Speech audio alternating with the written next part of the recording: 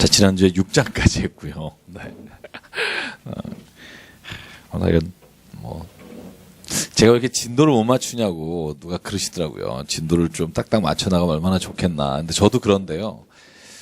하다 보면 이게 좀 질문도 있으시고, 그래서 또 너무 진도에 맞추면 또 저희가 또 자세하게 보지 못할 수도 있을 것 같아서, 일단 오늘도 7장, 8장, 9장, 10장이 지난주에 말씀드렸듯이 굉장히 중요한 본문 중에 하나입니다. 물론 마태복음 28장까지가 다 이렇게 저희에게 익숙하지만 막상 자세히 들여다보면 저희가 그냥 지나갔던 본문들도 많고요. 단어들도 많아서 한번 오늘 좀 꼼꼼히 한번 가보도록 하겠습니다. 자, 마태복음 7장은 계속해서 5장, 6장, 7장은 뭐라고 말씀드렸죠? 산상수훈. 네. 예수께서 산에 올라가서 제자들을 가르치셨다 한 것 때문에 산상수훈이고요. 오늘 마지막 부분입니다. 7장이 마지막 부분인데, 오늘 어떻게 보면 앞에서 말한 팔복하고 또 앞에서 말한 하나님의 나라에 대한 것과 오늘 7장에서 말하고 있는 하나님의 사람 혹은 하나님 나라에 들어가는 사람의 조건, 그 자격 조건에 관한 이야기가 나옵니다. 여러분, 하나님의 나라는 누가 들어가죠? 믿음으로 가는 나라, 그런 노래 있죠. 그죠? 돈으로도 못 가요. 그죠? 힘으로도 못 가요. 그리고 믿음으로 가는 나라. 그렇게. 우리가 보통 이렇게 말하잖아요. 그죠? 너무 쉽게. 근데 오늘 성경을 읽으면 조금은 생각이, 고민이 많아질 겁니다. 왜냐하면 진짜 믿는 게 뭘까에 대한 질문을 예수께서 하시기 때문에. 진짜 믿는 게 너 그거니? 정말 주여 주여 부르면 믿는 걸까? 니네가 귀신 내쫓으면 믿는 거니? 그리고 여러분, 권능을 행했다 이따 나오는데, 권능이란 단어도요, 우리가 보통 권능, 권위, 그 권능이란 단어가 authority란 단어를 씁니다만 여기는 그런 단어가 아니고요, mighty works란 단어입니다. 일입니다. 아주 많은 일, 많은 중요한 일들, 아니면 굉장히 큰 일, 이런 정도로 해석하는 게 낫고요. 그런 걸 주의 이름으로 하면 잘 믿는 걸까? 이런 굉장히 근본적인 질문들이 있는 장입니다. 그래서 오늘 본문을 보면서 정말 하나님의 나라에 들어간다, 그리스도인이 됐다, 내가 정말 하나님 자녀다, 이게 뭘 의미하는 걸까? 이런 생각을 해보는 장이라고 생각하고요. 그래서 7장은 이렇게 시작합니다. 비판하는 것에 대해서. 제가 지난번에 잠깐 말씀드렸습니다만 이 말씀을 읽으면서 우리의 편협함과 우리가 남을 쉽게 판단하는 것에 대해서 한번 생각해 봤으면 좋겠고요. 자, 7장 1절부터 5절까지 저하고 교독하겠습니다. 제가 1절 읽고요. 비판을 받지 아니하려거든 비판하지 말라.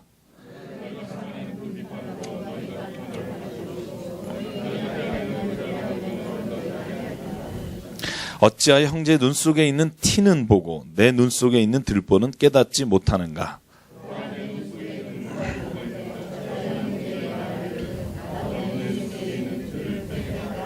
함께 있죠?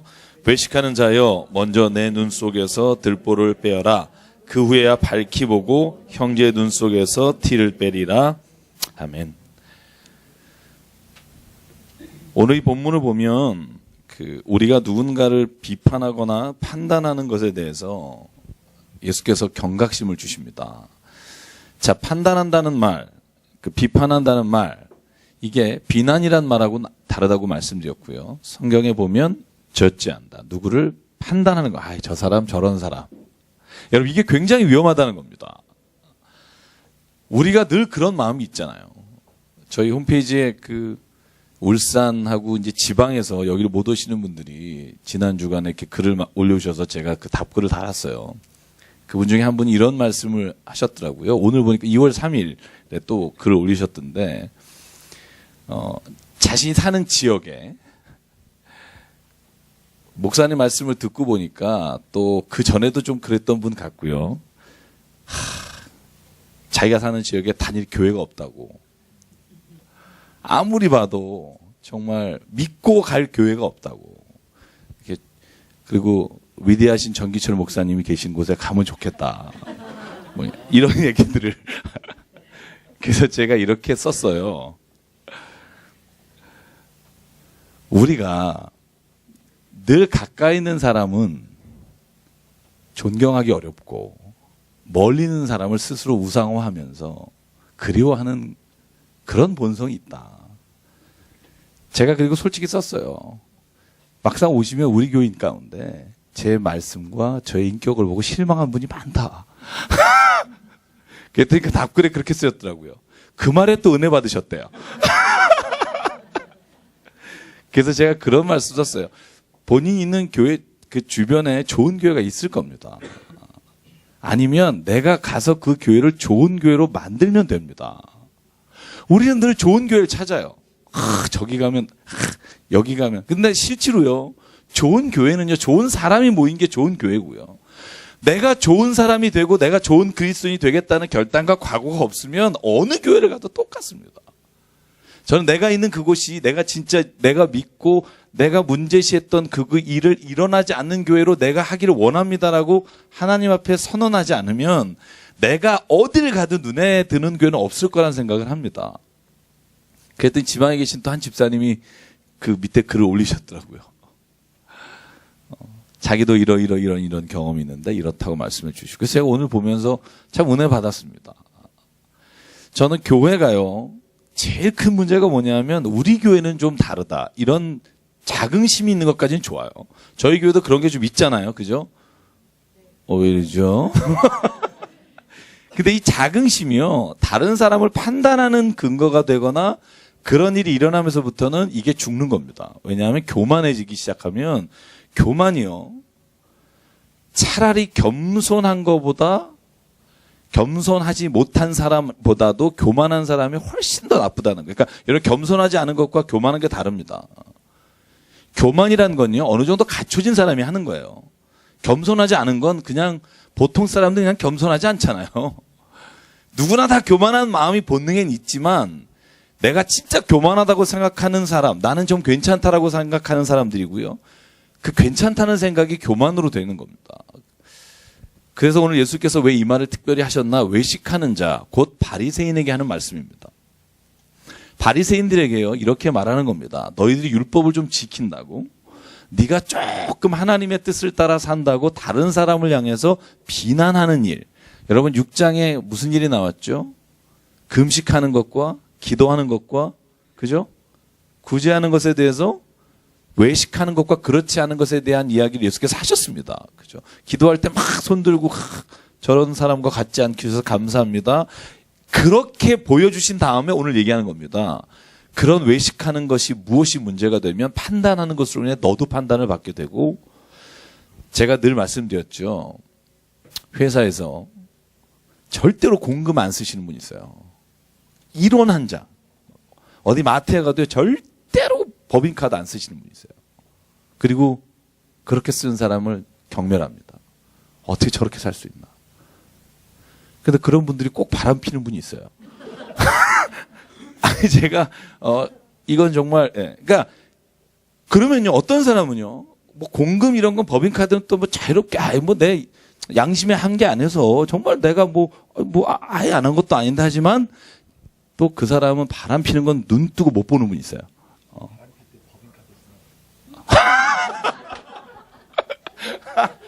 제가 말씀드린 뭐냐면 사람이요, 자기가 가지고 있는 자기가 잘하는 기준이요, 자기 거에 맞춰 있기 때문에 남을 막 비난하는데 그 나머지 부분은 자기가 늘 숨기잖아요. 여러분, 우리가 그런 존재잖아요. 다른 사람 막 손가락질하지만 실은 이거 뜨끔한 거 있잖아요. 그죠? 서로 그걸 비난하면서 서로가 서로를 위안하면서 사는 건데 그게 자긍심까지는 괜찮습니다. 내가 하나님으로 말미암아 이런 존재가 됐다. 이 자긍심이 교만이 되는 순간, 여러분 성경이 말하잖아요. 사탄은 천사가 교만하게 돼서 하나님을 떠난 것이고, 인간의 타락은 하나님과 같이 되려는 마음으로 인해 그 교만함이 하나님을 떠나게 한 것이고, 그래서 교만이요, 가장 위험하고 가장 신앙에서 주의해야 될 것입니다. 그래서 이 자긍심과 교만의 차이가 종이 한 장 차이입니다. 우리는 늘 이 경계선상에 있습니다. 하나님과 가까워지면 이 자긍심이 나를 살리는 생명이 되고 다른 사람의 자긍심을 넣어주는 하나님께서 주신 은혜의 원천이 되지만 이 자긍심이 내가 하나님 앞에서 멀어지게 되면 다른 사람을 죽이는 도구가 될 수 있다는 겁니다. 그래서 여러분 프라이드란 단어가 자존심이란 단어도 되지만 자긍심도 되지만 자만이란 단어도 된다는 거죠. 이 배치장 하나 차이가 내게 있다는 걸 봐야 한다는 겁니다. 그래서 이런 예를 쓰시는 거잖아요. 예수께서 야, 네 눈에 있는 들보, 여러분 집에 들어가는 기둥문을 넣고 있으면서 남에 있는 티끌은 왜 못 보느냐, 여러분. 이게 예수가 오늘 하시는 말씀입니다. 근데 실제로 우리가 그렇다는 겁니다. 남을 향해서 막 손가락질하지만 실은 그게 자기 안에 있는 것을 보지 못했기 때문이지. 자기 안의 것을 보면 그렇게 하지 못한다는 겁니다. 이 말을 또 그러나 오해하지 마십시오. 그렇다고 해서 다른 사람의 잘못된 것과 틀린 것을 말하는 것조차 예수께서 잘못됐다고 말하는 게 아닙니다. 서로가 서로를 위해 뭐라고 말하느냐 하면 성경은요. 서로가 죄를 고백하고 병 낫기를 위해 기도하라. 그러니까 서로가 서로의 잘못을 이야기하고 그런데 다른 사람을 지적하는 게 아니라 내가 먼저 고백함으로 다른 사람이 고백하는 게 그리스도적인 고백입니다. 한 사람을 앉혀놓고 여러 명이 이렇게 취조하는 게 아니라 우리가 같이 앉아놓아서 내 잘못과 내 부족함을 고백하면요. 듣는 사람이 자기의 고백을 잘못을 고백하게 되고요. 그러면 거기는요. 서로가 죄를 얘기했는데 은혜가 있어요. 그런데 앉아가지고 참 지난주에 김집사 그러면 안 되지 이러면요. 자기도 잘못했다고 생각하고 있다가 듣고 나면 전 목사님도 지난주 그러지 않았어요? 뭐 이러면서 서로가 죄를 서로가 고하는데 기분 나쁘게 되고요. 서로가 결국은 내가 다음 주에 넌 안 그러나 보자 이런 마음으로 헤어지는 겁니다. 그래서 바울이 말하기를 교회에 있는 성도 여러분 약한 것을 자랑하십시오. 그래야 하나님의 강하심이 우리를 통해 드러납니다. 여러분 이게 아주 미묘한 차이지만 굉장히 중요한 비밀이 거기에 있다고 믿습니다. 그래서 예수님 오늘 우리에게 요청하는 겁니다. 외식하는 자들아 너희가 행하는 것으로 인해 너희가 판단받을 것이다. 그러므로 너희가 말하는 것을 더디하라고 예수께서 말씀하십니다. 듣는 것은 빨리 하고. 그리고 6절이 생뚱맞습니다. 한번 읽어볼게요. 같이 시작. 거룩한 것을 개에게 주지 말며 너희 진주를 돼지 앞에 던지지 말라. 그들이 그것을 발로 밟고 돌이켜 너희를 찢어 상하게 할까 염려하라. 갑자기 왜 거룩한 것을 개에게 주지 말며 진주를 돼지 앞에 던지지 말라 이런 말을 했을까? 그죠? 외식하는 자 얘기를 하다가 여러분 개나 돼지는 유대인들이 누구를 부를 때 쓰는 단어인지 아십니까? 이방인을 쓰는 때 말입니다. 예수는 역전을 시키는 겁니다. 너희가 소위 개나 돼지라고 불렀던 이방인들이 너희가 되는 겁니다. 여러분 잘 보십시오. 거룩한 것을 개에게 주지 말라. 이 말은요. 거룩한 것이 뭐냐 하면 우리가 여러 가지로 해석할 수 있습니다만 복음일 수도 있고요. 하나님 나라의 비밀일 수도 있고요. 팔복에 관한 말씀일 수도 있는데 이 거룩한 것을 개에게 주지 말며 그리고 뭐라고 말합니까? 진주를 돼지 앞에 던지지 말라. 이 말은 지금 외식하는 바리새인들이 개와 돼지 같은 자기가 이방인으로 불렀던 사람과 같다는 것을 보라는 겁니다. 저는 이 성경을 읽으면서요. 통쾌함을 느낍니다. 예수께서 지금 말씀하시는 앞에 6장과 7장의 연결선상에서 보면 예수님이 지금 말씀하시는 타겟은 외식하는 자들이고 바리새인들입니다. 그런데 이 거룩한 하나님의 말씀, 새 계명과 예수의 하나님의 나라를 그들에게 줘봤자 이해 못한다는 겁니다. 거룩한 것을 개가 그리고 어떻게 진주를 돼지가 이해할 수 있겠냐. 오히려 그걸 발로 밟을 것이다.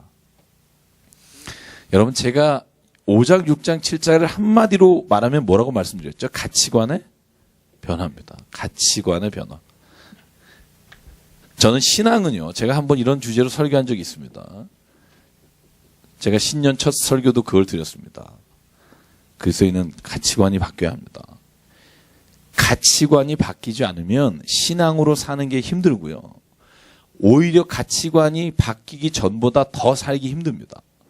그러니까 내가 예수 믿기 전보다 훨씬 힘들어집니다. 왜냐하면 이따가 쭉 나오는 모든 얘기가 가치관에 관한 이야기입니다. 좁은 문으로 들어가라. 넓은 문으로 들어가는 자는 많으나 좁은 길을 찾는 자가 적다. 예수가 말하는 건요. 예수님은 다 이 가치관을 바꾸면 그 길이 행복해지고 깊어진다는 겁니다. 내가 바꾸지 않으면 어렵고 힘들고 지치고. 예수께서 말씀하신 것 중에 재미있는 것 있습니다. 너는 나의 멍에를 매라. 여러분, 멍에를 맨다는 말은 부정적 말입니다. 근데 내 멍에는 쉽다. 내 멍에를 함께 매자. 예수의 멍에를 같이 메고 쉬우려면 예수님이 가지고 있는 가치관을 가지고 있어야 합니다. 만약에 그걸 가지고 있지 않으면 예수님의 멍에를 같이 매는 게 힘듭니다. 괴롭습니다. 여러분, 낮아지는 게 행복하세요? 왜 그런 척 하시지? 내가 누구에게 낮아지는 거, 이거 유쾌하고 난 낮아지니까 너무 행복해. 이러는 분 제가 못 봤어요. 여러분, 남보다 좀 월급이 낮아지거나, 하고 있는 직분이 낮아지거나, 아니면 내가 누군가를 낮은 곳에서 섬겨야 하는 자리가 됐을 때 행복한 사람이 없다니까요. 어떤 때 행복하지 않아요? 예전의 가치관을 가지고 있으면 행복하지 않아요. 예전에 사람이 사람을 대접받는 위치에 올려고 내가 가지고 있는 것을 위해 다른 사람에게 존경받아야 하고 이런 가치관을 가지고 있는 사람에게는요, 낮은 자리에서 섬기는 건 결코 유쾌한 일이 아닙니다. 그런데 예수께서 내가 섬기러 왔다 하시며 허리춤에서 자기의 수건을 가지고 발을 닦아주시면서 너희도 이와 같이 하라고 말씀하실 때 이게 기쁨이 될 수 있는 이유는 그 낮은 곳에서 섬기는 것이 기쁨이 되는 가치관을 가지고 있어야 가능합니다. 그래서 예수님이 말씀하시는 게 굉장히 쉬워 보입니다. 그런데 왜 그것이 우리가 따라가기 어렵냐면 예수님의 가치관을 갖고 있지 않기 때문에 힘든 겁니다. 그래서 팔복은 가치관의 역전이라고 말씀드렸잖아요. 마음이 가난한 자가 복이 있다. 이게 뭐가 복이에요? 복의 기준이 바뀌어야 이게 행복한 겁니다. 애통하는 자가 복이 있다. 이게 무슨 복입니까? 제가 늘 말하죠. 시편 1편. 그 복 아닙니다. 우리가 생각하는 세상의 기준으로, 그죠? 복 있는 사람은 악인의 죄를 걷지 않으며, 악인의 길을, 복 있는 사람은 악인의 죄인의 길에 서지 않냐면 오만한 자의 자리에 앉지 않는다. 그죠? 이 세 가지가 복이라고 말하지만 실제로 그걸 복이라고 생각하는 사람은 세상에 없습니다. 복이라고 하면 로또에 당첨된 집. 그죠? 복이라고 하면 뭐든지 내가 생각하고 있는 게 잘 되는 게 복이죠. 근데 시편이나 마태복음 5장의 blessed라고 말하는 단어는 다 다른 기준이라니까요. 그래서 우리가 예수님의 가치관을 가지고 있을 때 그 길이 행복하지, 내가 예수님의 가치관과 삶의 기준이 되지 않으면 늘 교회 생활하면서도 힘들다니까요. 신앙생활 30년 하다가 이런 말 했어요. 이제야 내가 예수님이 뭘 믿는지 알겠다. 왜 그런 줄 아세요? 예수님의 가치관을 내가 따라 살기로 내 마음을 먹었기 때문에. 이번 주 설교 제목 지금 3개 가지고 고민하고 있는데요. 그러니까 3개 설교를, 저는 3개 설교를 한 주간에 씁니다. 몇 달 동안 쓰다가 3개 설교 중에 하나를 골라서 설교를 합니다. 제가 3가지 설교 제목 중에 하나가 그겁니다. 당신 마음 먹기에 달렸습니다. 아마 강력한 설교 제목 중에 하나입니다. 이번 주에. 신자 되기 원합니다 하고 제가 3가지를 같이 쓰는데요. 제 마음에 왜 그런 마음이 들었냐면 우리가 막 성령님이 하셨습니다. 하나님께서 전권적으로 역사하셨습니다. 여러분, 그 안에 중심에 있는 게 뭔지 아십니까? 내가 그것을 기뻐하고 원해야 하나님의 성령이 역사합니다. 내가 그걸 마음을 먹지 않으면 하나님도 나를 못 바꾸십니다. 저는 그걸 성경에서 반드시 우리가 깨달아야 할 거라고 믿습니다. 창세기 3장에요. 하나님이 그들이 선악과를 따먹는 거, 여러분 그렇게 따먹기로 맘먹은 거 하나님이 안 바꾸시고 못 바꾸십니다. 왠지 아십니까? 하나님은 우리가 그걸 기뻐하며 그걸 원하는 것을 주시고 그것이 자유의지라는 것이고요. 그것을 통해 얻은 게 행복한 겁니다. 내가 만약에 예수님 믿지만 다른 걸 진짜 원하면요, 예수님이 주시는 게 안 기뻐요. 우리 이렇게 기도하겠죠. 하나님 이딴 거 말고 딴 거 주십시오. 왜 이런 걸 주십니까?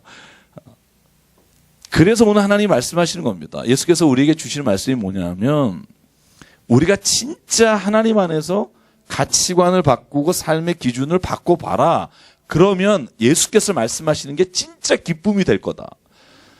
여러분 한번 그렇게 되어보기를 간절히 바랍니다. 정말 마음으로 그걸 사모해 보십시오. 당신 마음 먹게 달렸습니다. 그걸 사모하면 그 사모하는 마음에 하나님께서 부어주십니다. 저도 제가 오늘 말을 안 하겠지만 제가 이번 주간에 마음 먹은 게 하나 있습니다. 제가 2달 안에 보여드리려고 합니다. 기대하십시오. 2달 뒤에 말씀드리겠습니다. 되면.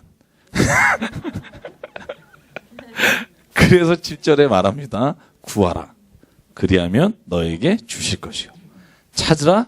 그리하면 찾아낼 것이요. 문을 두드리라. 그리하면 너에게 열릴 것이다. 두드리지 않는데 열어주신다고 말하지 않습니다. 그냥 너희가 괜히 돌아다니는데 너희에게 찾으라고 하던 게 아니라 찾는 자가 찾을 것이고 두드린 자에게 열릴 것이다.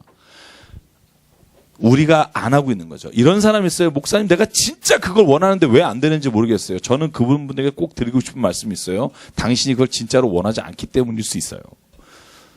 저는 저에게 그렇게 말합니다. 나는 이렇게 되고 싶다라고 말하지만 근데 왜 안 되는지 모르겠다고 말하지만 그만큼 내가 강력하게 원하지 않은 겁니다. 제가 이건 사회적인 환경에서 오는 게 아니라 내가 스스로 할 수 있는 거. 예수께서도 그래서 말씀하십니다. 구하는 이마다 받을 것이요 찾아내는 자가 찾아낼 것이다. 두드리에게 열릴 것이다. 심지어 뒤에 가면 이런 말씀하십니다. 천국은 침노하는 자의 것이다. 여러분 이 말은요. 누구든지 천국을 원하고 간절히 사모하는 자가 들어가죠. 천국이 오든 말든 뭐 관심이 없다 그러면 그 사람에겐 천국이 와도 천국인지 모른다니까요. 그래서 천국을 사모하는 자에게 주시는 겁니다. 와도 왔는지 모르기 때문에.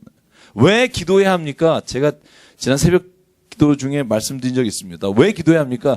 기도하면 내가 하나님께서 이 일을 나에게 응답하신 것을 기도를 통해서 알 수 있기 때문에 기도하는 겁니다. 와도 모릅니다. 기도 안 하면. 그래서 기도는요. 우리가 믿는 사람들의 호흡이라고 말하는 겁니다. 자 보십시오. 9절 10절에 너희 중에 누가 아들이 떡 달라고 하는데 돌을 주며 생선 달라고 하는데 뱀을 줄 사람이 있느냐? 뭐 있을 수도 있습니다. 악한 자라도 자녀에게 좋은 것을 주는데 하물며 하늘에 계신 아버지께서 너희가 구하는 것을 구하는 자에게 좋은 것을 주지 않겠느냐? 저는 이 하나님을 믿습니다. 좋은 것을 주십니다. 그런데요.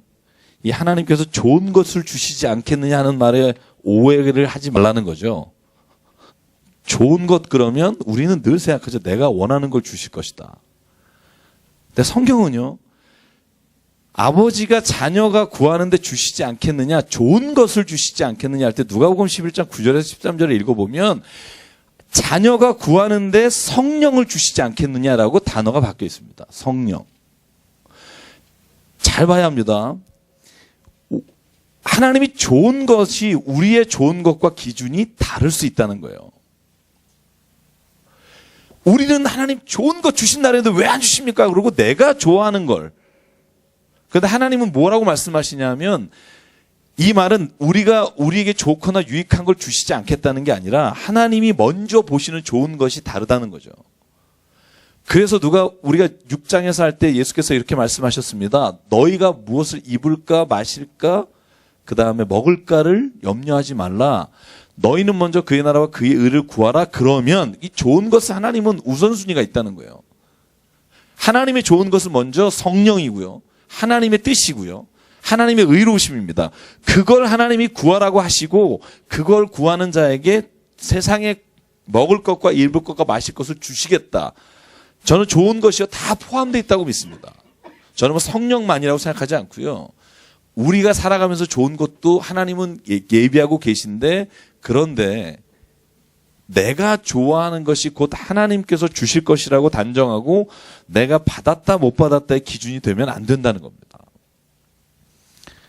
저는 그래서 이 말씀을 꼭 기억해야 합니다. 그리고 나서 그러니까 황금률이라고 하는 골든 스테이트먼트를 예수께서 말합니다. 이게요. 황금률이라고 우리가 부르는 이유가 뭔지 아십니까? 같이 읽어볼게요. 12절 시작. 그러므로 무엇이든지 남에게 대접을 받고자 하는 대로 너희도 남을 대접하라. 이것이 율법이요 선지자니라. 네. 사람들에게 좋은 것이 누가 보면은 좋은 것이 아니라 성령 네, 네, 내용이 틀리잖아요. 네. 이제 복음서에 보면은 이제 같은 내용이라든지 다른 관점으로 이렇게 하는 내용들이 많이 있는데 제가 좀 궁금하게 생각하는 것이 어떤 관점의 차이가 아니라 이거는 좋은 것과 성령은 일단 기본적으로 내용 말 자체가 틀린 거 아닙니까? 그러니까 예수님은 어떤 한 말씀을 하셨을 텐데 같은지는 누가든지 기억을 좀 잘못한 건지 아니면은 이거를 성경 말씀 성령의 감동으로 쓰여진 건데 지금 이렇게 기계적으로 이렇게 뭐 성령이 구술해서 한 거라고 생각하지는 않지만 이 부분을 어떻게 저희가 알아들어야 될지. 자, 이제 질문은 그겁니다. 성경에 보면 저희가 이제 공간 복음서 마태마가 누가복음을 보면 똑같은 본문이 단어가 바뀌거나 아니면 그 내용 자체가 삭제되거나 내용 자체가 다른 게 있습니다. 제가 이따가 그거 할 본문들이 여러 개 있는데요. 자, 그럼 이제 질문은 그거예요. 왜 성경이 하나님이 쓰신 건데 조금씩 다른 건 기억력이 나빠서 바꾼 건지 혹은 어떤 이유가 있는지 알고 싶습니다. 제가 지난 첫 시간에 여러분에 말씀드린 게 있죠. 예수께서 하신 일을 다 기록한다면 찬송가 404장, 하늘을 두루마리 삼고 바다를 먹물 삼아도 다 기록할 수 없습니다. 그래서요, 예수께서 행하신 기적 이야기도요, 단락단락이 다르거나 아니면 오병이어나 사병이어가 있습니다. 그죠? 5,000명을 먹이시고 12광주에 남은 게 있고 4,000명을 먹이시고 7광주에 남은 이야기가 있고요. 그러나 저는 제가 말씀드렸죠. 그거보다 더 많은 먹이신 이야기가 있었을 겁니다. 그래서 지금 왜 성령을 좋은 것이라고 했느냐, 월드 바이 월드에서 단어가 바뀌었으면 그런 거 아니냐 생각하시겠지만 저는요, 예수님이 이 말을 무진장 길게 하시고 여러 번 하셨다고 생각해요. 그렇죠. 그렇죠. 예수께서 제가 설교한 거예요. 제가 여러분 우리 교회 개척하고 설교한 원고를 제가 다 모아놓고 우리 목사님 아실 텐데요. 저는 파일링을 다 해놓는데요. 제가 한 설교만 해도 지금 이사할 때 걱정이 많습니다. 근데 예수께서 3년 동안 매일 나가서 하신 말씀을, 그러니까 예수께서 말씀하실 때 이런 거죠. 그 말씀을 다 기록했겠지만 좋은 것이라고 말씀하신 적도 있을 거라고 저는 생각하고요. 성령을 받아라라고 말씀하셨을 것도 있을 거고, 저는 그것을 기록한 제자들 하나님의 영감으로 말미암아 하나님의 뜻을 따라 기록했다고 믿고요. 그래서 여러분 이런 거 있어요. 혈루병 앓는 여인 얘기가 마태복음 9장에 나오잖아요. 근데 그 이야기가 어떻게 전개되냐 하면, 여러분 잘 아시지만 그 회당장 야이로의 딸을 고치러 가시다가 길에서 혈루병 12년 앓던 여인이 예수를 만지잖아요.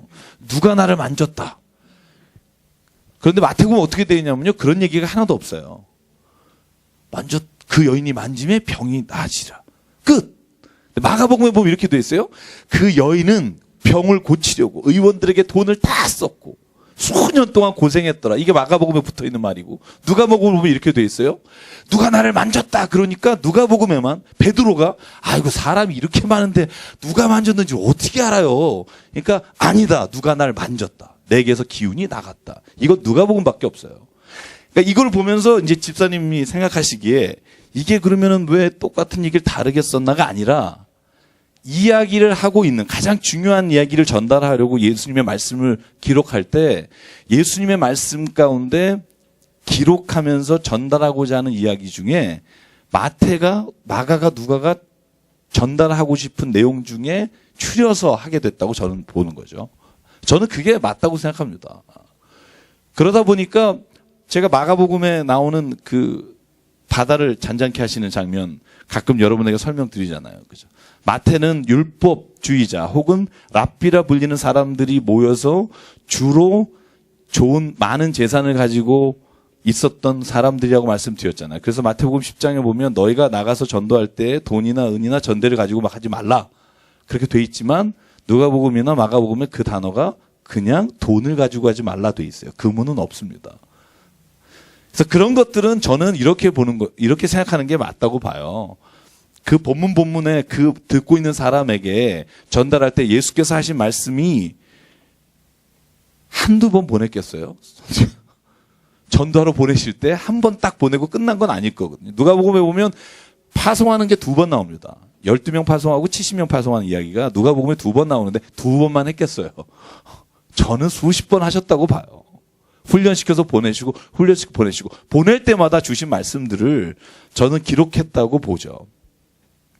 그렇다고 해서 성경이 틀렸느냐? 저는 그렇게 보는 거는 너무 지나친 거라고 봐요. 왜냐하면 그러면 성경이 옳은 것을 기억한다고 할 때 하나님께서 인격을 사용하신다 그러죠. 인격적으로. 성경의 저자는요, 로봇가 아닙니다. 인격적입니다. 그래서 제가 말씀드렸죠. 마태복음에 보면 급히 빨리 황급히 가더라가 많아요. 왜? 마태가 급하다고 봐요. 성격이. 예수 그 자리를 급히 피하시더라. 여러분 이건요.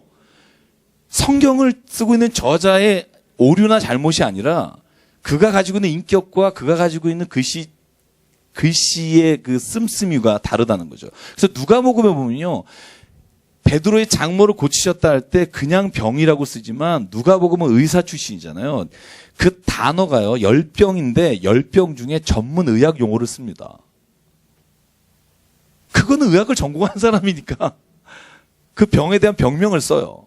그런 것들이 뭐냐 하면 그래서 성경을요. 우리가 하나의 성경을 다 읽어야 된다는 거죠. 왜냐하면 성경을 한 권의 성경으로 읽어서 우리가 모든 말씀을 통해서 하나님의 진짜 말씀하시고자 그 뜻을 알아내는 게 목적이잖아요. 그죠? 그래서 저는 혹시 대답이 되셨는지 모르겠습니다. 네. 그래서 오늘 성경에 보면요. 이 골든 스테이트라는 말이 왜 붙었냐면요. 이게 황금률이라고 부릅니다. 왜 황금률이냐면 모든 도덕적인 기초의 가장 핵심이 이거라는 거예요. 남에게 대접받고자 하는 대로 너희도 남을 대접하라. 실은 이게 로마의 20번째 황제가 세베루스라는 황제가 있습니다. 아마 AD 193년인가요? 그때부터 통치했던 한 20년 통치했던 왕인데요. 그 황제가 벽에다가 이걸 썼습니다. 그리고 그걸 지키며 하라고. 그래서 금으로 새겼기 때문에 골든 스테이트먼트라고 부른다고 합니다만 실제로 제가 윤리학을 전공했잖아요. 그 가장 중요한 황금률을 이거라고 봅니다. 칸트도 한 말이 이거랑 비슷합니다.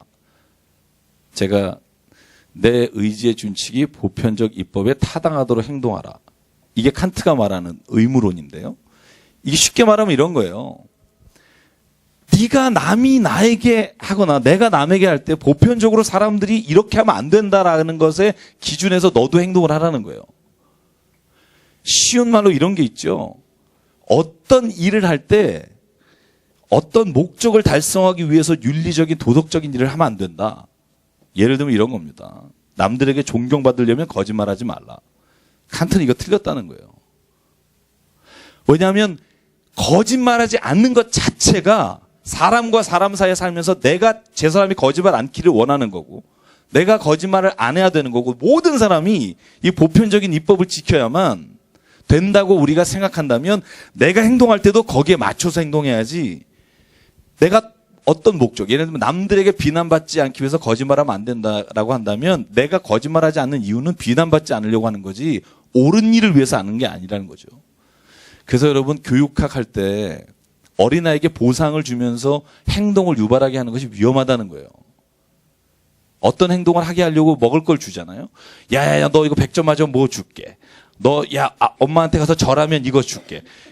가서 남 도와주면 내가 아빠가 뭐 사줄게. 이거 있잖아요. 우리가 습관적으로 말하잖아요. 저도 이렇게 막 대학에서 가르쳤지만 맨날 그렇게 해요. 하나 뭐 하면 세뱃돈 줄게. 쟤 이러면 안 되는데. 그죠? 이 보상 심리에 의해서 윤리적 행동을 하게 하잖아요. 나중에 어떻게 되는 줄 아세요? 우리가 행동을 하거나 사회에서 어떤 일을 결정할 때 돈 많이 주면 그 일이 좋은 일이라는 생각을 하게 돼요.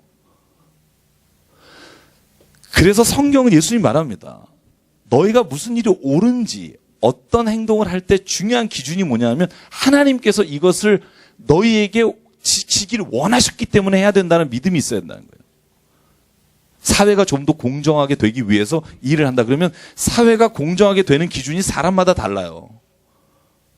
그 기준에 따라 내가 행동하면 사사기처럼 자기 소견에 옳은 대로 행동하는 겁니다. 그게 저는 하나님 없이 사는 사람의 특징이라고 생각해요. 그래서 창세기에 나오는 게 선악과 악을 알게 하는 나무를 두시라는 거잖아요.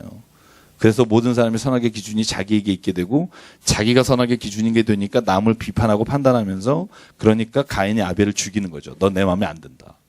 하나님도 마음에 안 들죠. 왜? 왜 저런 애 걸 받아주고 내 걸 안 받아줘? 왜? 내가 기준이니까. 그래서 내가 기준인 게 행복인 것 같지만 실제로 모든 사람이 각자의 소견대로 기준대로 사는 세상이 전쟁이 그치지 않습니다. 제가 말씀드리잖아요. 이스라엘도 자기가 옳다고 생각하고 전쟁하고요. 팔레스틴도 자기가 옳다고 생각하고 전쟁하지 우리는 틀렸는데 한번 가보자 이런 사람 없어요. 그런 사람이 어떻게 자폭을 합니까? 옳다고 생각하니까 생명도 바치는 거예요. 그런데 하나님이 뭐라고 말씀하시냐면 네가 옳다고 생각하는 게 틀릴 수 있다는 게 하나님의 말씀 안에서 봐야 한다는 거죠. 그걸 못 봐요. 그러니까 이 땅에 전쟁이 그치지 않죠. 이 땅에 미움이 그치지 않죠. 이 땅에 싸움이 그치지 않습니다. 왜? 누구도 하나님의 법을 인정하지 않는 세상이 점점 되고 있기 때문에 그래요. 그래서 도덕적인 것을 가리는 것과 윤리적인 것을 가리는 게 좀 다릅니다. 도덕은요, 무엇을 해야 옳은가를 따지는 거예요. 대한민국에서는 어른에게 큰절해야 된다. 그죠? 요즘, 이러면 욕먹잖아요. 그게 도덕적 기준이에요. 어떤 걸 해야 되느냐, 옳으냐. 근데 윤리적 기준은 그게 아닙니다. 왜 해야 되느냐를 던지는 거예요, 질문을. 그러면 그걸 왜 해야 되는데? 이 질문을 누가 던진 줄 아세요? 예수님이 던지시는 거예요. 예수님을 그래서 우리가 윤리학적으로 메타 에틱이라고 그래요. 메타 윤리를 하셨다. 그러니까 도덕적인 뭘 해야 좋은가가 아니라 예수님은 오늘 바리새인에게 무슨 질문을 던지냐면 이걸 왜 해야 되는지를 알아야 된다. 너네가 율법을 지키며 살려고 애쓰는데 결국은 하나님의 뜻과는 거리가 먼 일을 하고 있다. 이걸 왜 하느냐? 하나님이 기뻐하시기 위해서 하는데 하나님이 그럼 이 일을 왜 기뻐하느냐를 네가 알아야 되는데 알려고 하지 않는다. 네가 하던 거, 아빠가 하던 게 옳다고 생각하지. 그러면서 안식이 논쟁에 예수께서 하시는 핵심이 그거잖아요. 안식일에 손 많은 자를 고쳐줬어요. 11장에 나옵니다. 손 많은 자를 고쳐줬는데 바리새인들이 봐서 그래요. 아니 안식일에 병자를 고치는 게 옳지 않잖아요. 이게 미시나에 나오는 말입니다. 미시나에 나오는 기준이 뭐냐면 여러분 안식일 지키라는 법은 출애굽기 21장에 나오잖아요. 그죠? 안식일에는 너희의 종이나 너희의 집의 가축도 일하지 말라. 그죠? 그거 외에는 다른 기준이 특별히 나와 있지 않습니다만 제가 지난주에 말씀드렸죠. 미시나, 미드나시, 탈무드는 이걸 해석해서 적용하는 거잖아요. 미시나에 이렇게 나와 있습니다. 사람이 죽어가는 경우에는 안식일에 일해도 되는 거예요. 그 사람 살리기 위해서. 예수께서 그 논쟁을 하시는 거죠. 그러면 죽어가는 기준이 어디까지냐니에요. 생명이 30분 안에 죽는다냐? 하루를 갈 거냐냐? 이걸 누가, 그러니까 미드나시를 또 쓰는 거예요. 그러면 6시간까지는 괜찮다. 이게 미드나시예요. 이게 율법을 지키는 사람들이 하는 거예요. 근데 예수는 너무 그렇게 살다 보면 6시간 30분 안에 죽는 사람에게는 너는 정죄할 거 아니냐. 진짜 하나님이 원하는 게 뭐냐. 너희가 양 한 마리가 안식일에 다치면 그를 생명을 구하지 않겠니? 하물며 사람이 죽는데 사람이 아픈 병에서 낫는데 이것이 하나님께 기쁨이 되지 않겠니? 그러면서 다윗과 제사장 얘기를 합니다. 다윗이 그가 소년과 함께해서 먹을 것이 없을 때 제사장 집에 가서 그들이 진설병을 먹었다. 또 한 가지 예를 듭니다. 제사장을 보라. 제사장은 안식일에 제일 바쁘다. 여러분 레위기 출애굽기 보면 안식일에 정신없는 게 제사장입니다. 각 떠야죠. 잘라야죠. 튀겨야죠. 올려야죠. 제사장은 너무 바쁘다. 안식일에. 근데 예외다 그 사람은. 왠 줄 아느냐. 하나님께 기쁨을 주기 위해서다. 예외가 있는 거다. 없는 게 아니다. 내가 안식일의 주인이다. 예수가 말하는 기준은 뭐냐면요. 밑에서 어느 게 좋은 거냐 나쁜 거냐 하는 걸 따지는 게 아니라 그럼 그걸 왜 해야 되는지에 대한 경지를 높이는 거예요. 하나님의 기뻐하시기 때문에. 하나님이 이 일을 통해 너의 생명을 살리기 원하시기 때문에 어떤 일이보다 중요한 게 하나님의 뜻이다. 그래서 여러분 제가 마태복음을 이번에 다시 읽고 읽으면서 깨닫는 게 그거예요. 하나님의 뜻을 구하라는 게 예수님의 유일하신 말입니다. 한마디로 구하라 그러면 너희가 모든 삶의 자리에서 하나님의 뜻을 구하라. 너희의 이기심이나 가지고 있는 판단의 기준이 아니라 하나님께서 무엇을 기뻐하시는지를 너희가 늘 생각하며 하라. 그러면 하나님이 그 일을 너희에게 축복해 주실 것이다. 그래서 그 뒤에 나오는 문장들이 이 맥락에서 읽으면 이해가 쉽습니다. 어떤 말을 하죠? 같이 볼게요. 거짓 선지자들은 좁은 문부터 볼게요. 13절부터 19절까지 저랑 교독하겠습니다. 좁은 문으로 들어가라. 멸망으로 인도하는 문은 크고 그 길이 넓어 그리로 들어가는 자가 많고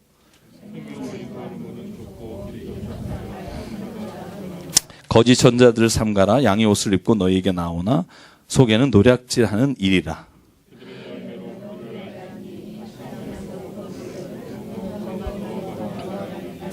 이와 같이 좋은 나무마다 아름다운 열매를 맺고 못된 나무가 나쁜 열매를 맺나니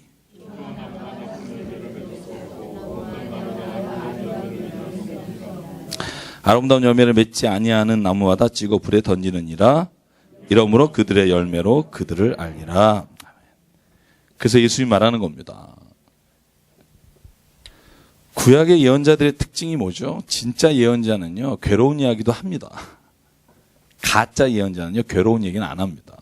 그래서 예레미야 시대에, 그죠? 바스훌이란, 제가 바스훌 선지자에 대한 얘기 지난 주일에 설교 말씀드렸잖아요. 바스훌은요, 예레미야가 이스라엘이 멸망한다 그러니까 저 거짓말을 한다고. 우리는 평안할 것이다. 그래서 예레미야를 때리고 옥에 가두잖아요. 거짓 선지자 특징은 그런 거예요. 우리 예수님도 거기에 빗대서 하는 말입니다. 거짓 선지자. 특징이 뭐냐? 넓은 길로 가는 게 잘하는 거다라고 말한다는 거예요.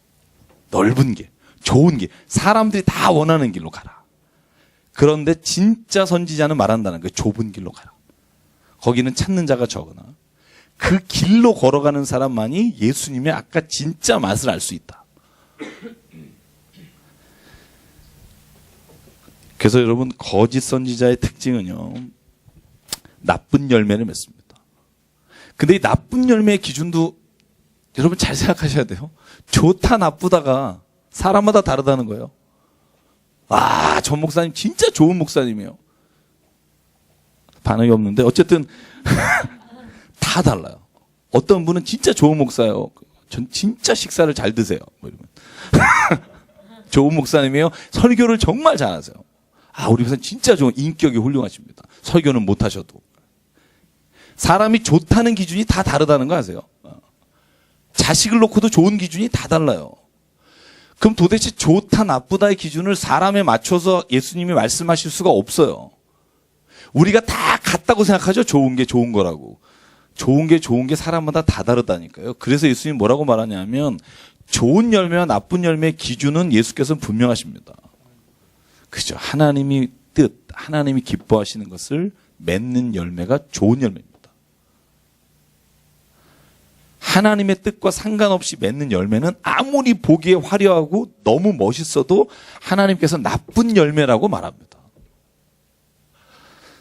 제가 말씀드렸죠. 이 마태복음의 이야기는 종말에 관한, 다시 말하면 하나님의 나라가 임박하여 왔으며 동시에 아직 오지 않아서 하나님의 나라를 기대하는 사람들. 그래서 이걸 영어로 이렇게 말합니다.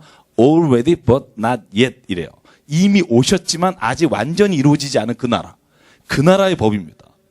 그러니까 예수께서 지금 그 나라의 법을 가지고 오셔서 그 잣대로 좋은 것을 말씀하시는 거지 세상의 것으로 좋은 것을 말씀하시는 게 아니라는 겁니다. 그러면은 이해가 됩니다. 진짜 좋은 것은 세상 사람들이 기준을 정해서 야, 저 사람은 괜찮다가 아니라 하나님의 말씀으로 놓고 봤을 때 저 사람 참 괜찮다가 그 기준이 되는 거죠. 그래서 그 뒤에 못 알아먹으니까 자세하게 얘기하잖아요. 야, 진짜 그래도 모르겠니? 내가 얘 하나 듣게. 야, 너희 중에 주여 잘하는 사람 있잖아. 21절입니다. 근데 그 사람 다 천국 가는 거 아니다? 그죠? 이거 무시무시한 말입니다. 그러면 누가 가는 줄 아니? 같이 읽을까요? 다만 하늘에 계신 내 아버지의 뜻대로 행하는 자라야 들어간다. 이런 말 들으면 헉 하잖아요. 그죠? 그 뒤에도 또 못 알아먹으니까 또 자세히 얘기해요. 그러면 주여 하는 자가 어떤 사람인지 아니? 자, 누구죠? 주여 하며 주의 이름으로 뭐 하는 사람? 선지자 노릇하는 사람. 주의 이름으로 뭐 하는 사람? 귀신을 쫓아내는 사람. 주의 이름으로 뭐 하는 사람? 많은 권능을 해내는 사람. 영어 성경에 many mighty works라고 되어 있습니다. 많은 위대한 일을 하는 사람. 그런데요, 하나님은 이 사람을 내가 널 도무지 모르겠다라고 말하신다는 거예요. 아유, 황당하잖아요. 아, 여기 귀신 쫓아본 적 있으세요, 여러분? 네? 귀신 쫓아본 적 있으세요? 아니면 여기 나오는 대로 선지자 노릇해본 적 있어요? 예언한 사람 있으세요? 우리가 생각할 때 예언하고 귀신 내쫓는 사람, 치유하고 병 고치는 사람, 대단한 사람이잖아요. 아니에요? 뭐 그 정도는 다 하세요? 그냥 집에서? 소일거리로 그냥? 심심할 때마다 이렇게? 아니잖아요. 와, 거기 뭐 5천 명씩 모이잖아요. 미국에 아주 같지 않은 아주 그냥 벤이라는 사람 뜨면요, 수만 명 뜹니다. 제가 있는 보스턴에 왔었는데요. 야, 그 농구장입니다. 플릿 뱅크 그 농구장에 왔는데요. 와, 뭐, 저는 그때 뭐, 있진 않은데 들어보면요, 뭐 난리가 났었대요. 왜 그러세요? 기적을 행한다는 게 놀라운 일이잖아요. 근데 하나님의 눈으로 볼 때 그거 아무것도 아니라는 거예요. 오히려 난 너 모르겠다는 거예요. 이걸 기억해야 합니다. 우리가 영적인 걸 추구한다고 할 때 사람들이 가장 무식한 게 뭐냐면 눈에 보이는 현상을 따라다니는 거예요. 예수께서 누누이 말한 게 뭐예요? 눈에 보이는 걸 따라가지 말라고. 심지어 병자를 고치고서 그가 나가서 말하려고 하면 말하지 마라. 왜? 현상을 보고 기적을 보고 나를 따르는 걸 원치 않기 때문에. 그런데 우리는 계속 그걸 따라가잖아요. 그걸 미련한 자라 그래요. 믿음은요, 어차피 보는 것으로 인해 오는 게 아닙니다. 보이지 않는 것을 내가 확신할 때 믿음이 오는 거지. 아무리 수천 명 고친 거 본다고 믿음이 올까요? 안 옵니다. 왜 안 온 줄 아세요? 내가 그것을 하나님 안에서 아까 말했잖아요. 내가 간절히 소망하는 일이 그 일이 될 때 그게 내 안에서 믿음이 되는 거예요. 저 사람이 고침받았다고 내게 믿음이 되지 않는다니까요. 그래서 예수가 말하잖아요. 이런 말 합니다. 거라사야. 벳세다야. 내가 만약에 너희에게 기적을 행한 것처럼 두로와 시돈에서 기적을 행했으면 거기 있는 사람들은 엄청나게 구원받았을 텐데 니네들은 구원을 못 받느냐. 가버나움아. 내가 너에게 기적을 행한 것만큼만 내가 다른 곳 소돔과 고모라에서 했다면 그 소돔과 고모라는 멸망되지 않았을 건데 너희는 지금 내가 기적을 그렇게 여러분 예수님이 행한 기적의 90%가 가버나움이에요. 그 갈릴리 호숫가예요. 내가 그렇게 했는데 너희들은 나를 안 믿는다. 예수께서 하소연하십니다. 이따 나옵니다. 왜? 기적을 보여준다고 믿는 게 아니라니까요.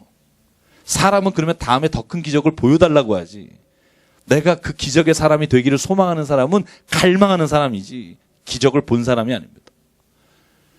저는 그래서 오늘 예수께서 하시는 말씀을 정말 기억해야 된다고 믿습니다. 선지자 노릇이나 귀신 쫓는 게 위대해 보이면 그때부터 내 신앙은 문제가 있습니다. 은사 중에 하나입니다. 그런 일이 일어날 수 있고요. 일으키는 사람이 있습니다. 그러나 예수는 그걸 그렇게 크게 보지 않습니다. 그럼 어떤 사람을 크게 봅니까? 믿음이 있는 사람. 하나님의 뜻대로 살기를 갈망하는 사람.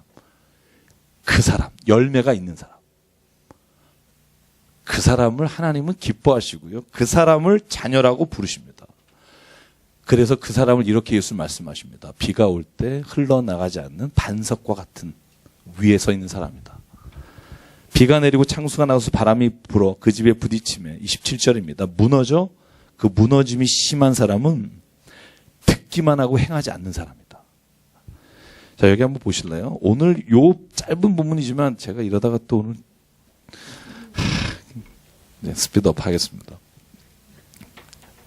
요 짧은 본문에요. 굉장히 핵심이 있습니다. 이 두 유형의 사람이 다 말씀을 들었다는 거예요. 말씀을 들었다는 거는요. 예수님이 사용하실 때는요. 엄격한 사용이 있는데 이 말씀을 들었다는 건 이 안에 있다는 거예요. 말씀을 듣지 않은 사람과 들은 사람을 구분하시거든요. 이 안에 있는 거예요. 쉽게 말하면 우리가 그리스도인이라 부를 수 있는 사람이라고도 말할 수 있는 거예요. 말씀을 들은 거예요. 다 들은 자예요. 그런데 듣고 행하지 않은 자는 마치 바람에 날리는 것 같고 말씀을 듣고 행하는 사람이 반석 위에 있는 사람이다. 저는 이 말은요. 저희에게 하시는 말씀이라고 생각해요. 우리 교회 안에 다 앉아있지만 오늘 예수님이 말하는 겁니다. 앉아있다고 듣는다고 다 내가 너희를 안다고 하지 않을 거다. 약간 저도 말하면서 겁나죠. 왜? 말은 제일 많이 하는데 행하지 않으면 저는 그래서 오늘 이 7장의 전반부에 하시는 말씀은요. 예수께서 우리에게 무엇이 진짜 하나님의 자녀의 조건인지를 보라는 거예요. 주여 주여 외치거나 귀신 들린 사람을 고쳐주거나 어떤 사람에게 선지자 노릇하는 게 아니라 하나님의 뜻대로 살려고 하나님 말씀 안에 있는 사람. 그러므로 천국의 비유가 13장에 씨 뿌리는 자의 비유가 나오잖아요. 그 씨 뿌리는 자의 비유도 같은 맥락입니다. 다 말씀을 들어요. 그런데 어떤 사람은 돌짝밭, 가시밭, 길가. 안 듣는 사람이 아닙니다. 뿌려진 사람입니다. 그런데 다 열매가 다르고 없다는 거죠. 그래서 이건 우리가 이렇게 말합니다. 이건 믿는 자에게 주시는 말씀입니다. 왜냐하면 산상수는요, 제자들을 불러놓고 하신 거예요. 12명인지 더 많은 제자인지는 모르지만 제자를 따로 불러주신 말씀이기 때문에. 믿는 자에 대한 말씀입니다. 자, 그래서 오늘 7장 말씀까지 보면 이제 5, 6, 7장 산상수는요, 이렇게 요약할 수 있습니다. 하나님 나라의 완전한 패러다임의 전환입니다. 패러다임의 전환. 쉽게 말하면 새 술은 새 부대에 담아야 된다는 거예요. 패러다임이 변하지 않으면 아무리 우리가 예수님을 믿는다고 하면서도 그 믿음에 기쁨이 없다는 거예요. 생각이 바뀌어야 기쁨이 됩니다. 그러니까 예전에는요, 이런 거죠. 내가 예전에는 막, 왜 어렸을 때 그런 거 있잖아요. 그 엄마 손 붙잡고 저기 제가 어렸을 때 얘기하는 것보다 이게 낫겠다. 제 딸을 데리고 뽀로로 보러 갔었어요. 경희대학교에. 그 천년관인가 뭐 이렇게 가서 그 뽀로로 정말 힘들었어요. 저는. 저희 딸은 열광.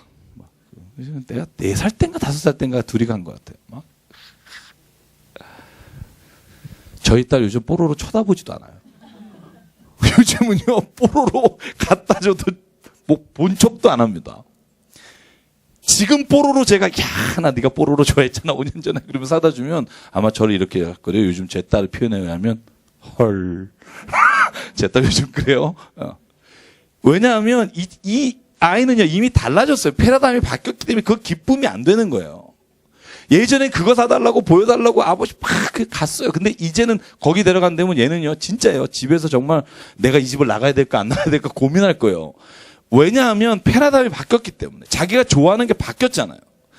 예수가 오늘 말씀하시는 5, 6, 7장의 핵심은 그거예요. 네가 예전에 좋았던 그 삶을 계속 좋아하면 하나님의 나라를 기뻐할 수 없다는 거예요. 이 정말 애통하는 걸 기쁨으로 복 있는 것이라고 네가 패러다임을 바꿀 때 그때 이게 진짜 기쁨이 되고 그 삶이 너희에게 하나님의 뜻을 가장 기쁨으로 행할 수 있는 조건이 된다는 겁니다. 저와 여러분의 이런 패러다임 변화가 있길 원합니다. 이 패러다임이 변하지 않으면 신앙생활을 50년 해도요, 기쁨이 없을 수 있어요. 내가 타성에 젖어서 교회에 가는 것 자체가 그냥 사람들에게 내가 뭔가를 잘 믿고 있다는 상징으로 보이는 거, 여러분 이게 불쌍한 겁니다. 내 안에 생명이 없는데. 내 안에 진짜 아무 껍데기인데. 그냥 그래도 내가 하던 건데 하면서 가는 거. 여러분, 이게 패러다임이 전환되지 않은 사람이 갖고 있는 불행이에요. 교회는 다니지만 불행한 거. 여러분, 그런 사람이 얼마나 많은지 모릅니다. 저도 그랬고요. 교회 다니는 게 행복이 되려면 예수가 기뻐하는 게 내 기쁨이 돼야 합니다. 여러분, 그 얘기 하시려고 예수님이 이렇게 길게 얘기하신 것 같아요. 저는. 그리고 나서 하나님께서 행하신 일을 보여주는 게 8장 9장이에요. 10개의 기적 이야기가 8장 9장에 모여 있습니다. 마태복음만 이렇게 모여 있는데요. 제가 오늘 이걸 복사해서 드리거나 못하면 다음 주에 드릴게요. 기적 이야기를 마태복음과 누가를 비교한 건데요. 제가 뭐 짤막하게 돼 있지만 제가 이 본문을 나중에 비교해 드리고요. 자, 이제 8장 9장 한번 보겠습니다. 네. 자, 10장에 아마 앞에 분 하고 싶었는데 가볼게요. 기적 이야기는 그렇게 길게 안 갈게요. 자, 첫 번째 기적 이야기가 뭐죠? 여러분, 제가 다 아는 거니까 나병 환자 고치신 이야기입니다. 예수께서 나병 환자를 고치실 때 제가 특징적으로 하나 보고 싶은 게 3절입니다. 예수께서 뭘 하시죠? 손을 대십니다. 예수는요, 율법을 어겼습니다. 나병 환자는요, 스치기만 해도 정결 예식을 해야 됩니다. 나병 환자는요, 예루살렘 성 안에도 못 삽니다. 성 밖으로 쫓겨나서. 혹여라도 사람이 자기를 지나칠 때 스칠까봐 입으로 가리고 이렇게 외쳐야 합니다. 나는 문둥병 환자입니다. 나는 문둥병 환자입니다. 나병 환자가 자기를 이렇게 외치지 않아서 이 사람이 나병이 있는지 모르고 지나가다 스치기만 해도 이 사람은 죽습니다. 왜? 자기를 알리지 않았기 때문에. 그런데 예수는 뭘 하십니까? 나병 환자를 가서 손을 잡아 낫게 하십니다. 이건 돌맞을 일입니다. 돌맞을 일입니다. 그런데요, 이런 일을 지금 10개 기적 이야기 중에 4번을 잡습니다. 그러니까 성경에 보면 바리새인들이 모여 예수를 죽이기로 작정하더라는 말이 나오는 거예요. 그들이 목숨처럼 여기는 율법을 이렇게 어기는 것을 도저히 용납할 수 없는 거죠. 왜? 그게 자기를 지켜왔던 거니까.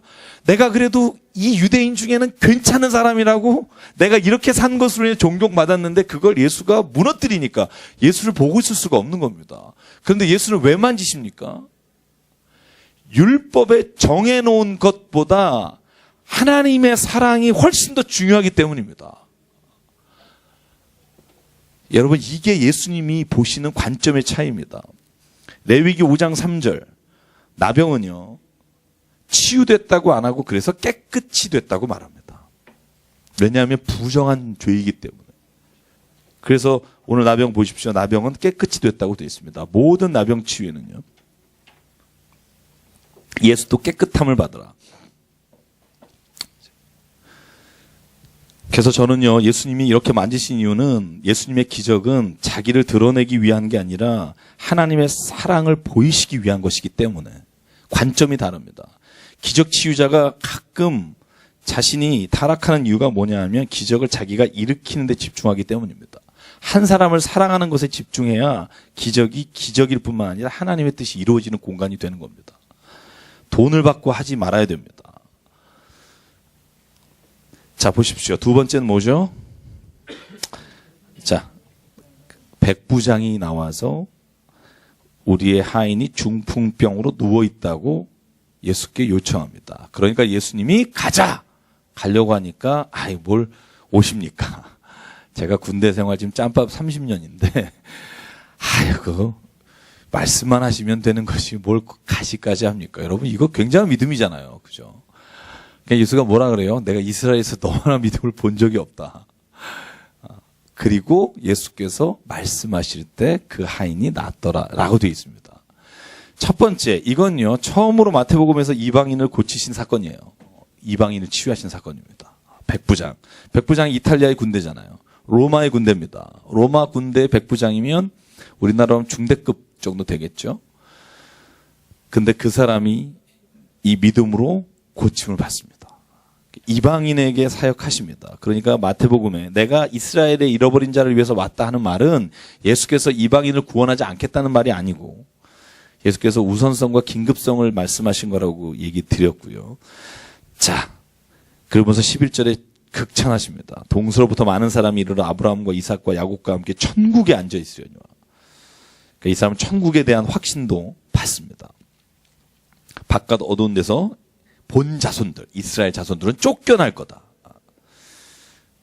그리고 믿은 대로 될 것이다. 그 즉시 하인이 아니라. 세 번째, 14절부터 어떤 기적이죠? 베드로의 장모를 고치십니다. 자, 15절에 뭐 하시죠? 손을 만지십니다. 자, 열병이 떠나가고 여인이 일어나 예수에게 수종됩니다. 16절, 귀신 들린 자와 병든 자를 다 고치십니다. 그러면서 이사야 말씀 읽습니다. 같이 읽을게요. 17절 시작. 이는 선지자 이사야를 통하여 하신 말씀에 우리의 연약한 것을 친히 담당하시고 병을 짊어지셨도다 함을 이루려 하심이더라. 아멘. 자, 그리고 난 다음에 두 사람의 이야기가 나옵니다. 그죠? 한 사람 누구죠? 서기관입니다. 서기관이 와서 내가 당신을 따라가겠습니다. 이렇게 말합니다. 따르다라는 말은 제가 늘 말씀드립니다. 제자들이 따랐다. 그죠? 이 따르다는 말은요, 특수용어입니다. 아콜루데오라는 헬라어인데요. 이 아콜루데오는 무슨 말이냐 하면, 제자가 됐단 말입니다. 제자가 됐다. 그냥 쫓아갈게요. 이런 단어가 아닙니다. 제자가 되어 그를 따라서 살러 간 겁니다.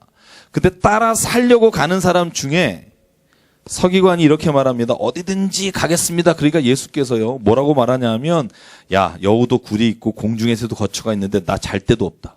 머리 둘 데가 없다. 그리고 또 한 제자가 이렇게 말합니다.